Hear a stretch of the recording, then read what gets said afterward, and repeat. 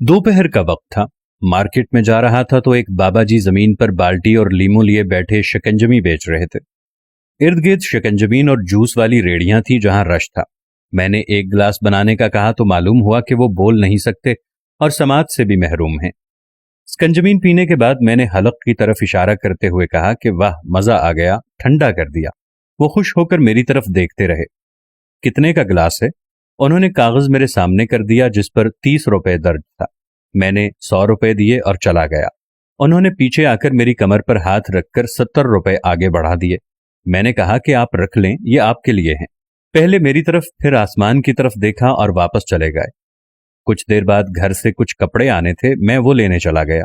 Conductor से पैसे पूछे तो कहने लगा कि इस बार ऐसे ही ले जाएं। मुझे हैरत हुई क्योंकि पिछली मर्तबा सामान के 300 रुपए दिए थे। मेरे जोर देने पर उसने कहा कि आज मुझे किसी और का सामान लाने पर खासे पैसे मिले हैं, आपके सामान के पैसे लेने का दिल नहीं कर रहा। मैं खुशी से कह रहा हूं। मुझे फौरन से बाबा जी याद आए कि शायद यकीन की बात है या ये कोई जंजीर है। शायद मैं अक्सर ऐसा करता हूं कि मेरे वॉलेट में कम पैसे रह जाएं तो किसी मजदूर या दिहाड़ीदार को दे देता हूं। एक मर्तबा मेरे पास सिर्फ 1,000 रुपए थे और मुझे शायद 12,000 रुपए की जरूरत थी।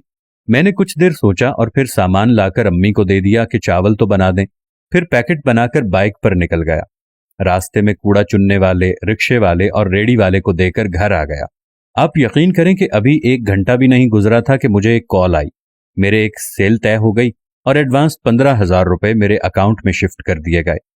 मैं मोबाइल फोन एक तरफ रखकर मुस्कुराने लगा और मुझे बाबा इकराम गुजर की बात याद आ गई।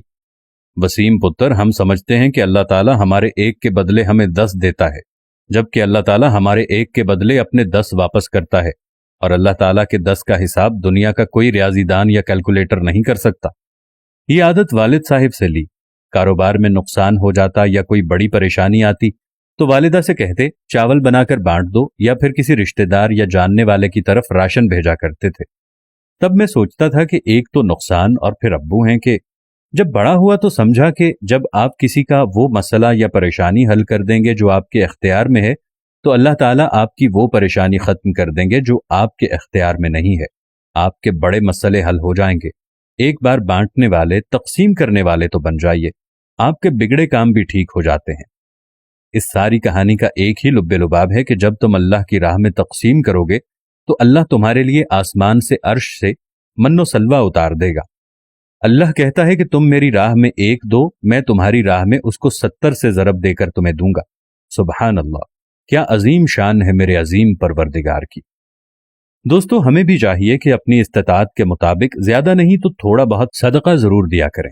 इससे अल्लाह पाक हमें भी परेशानियों से दूर फरमाते हैं और हमारे मालो जान की हिफाजत करते हैं।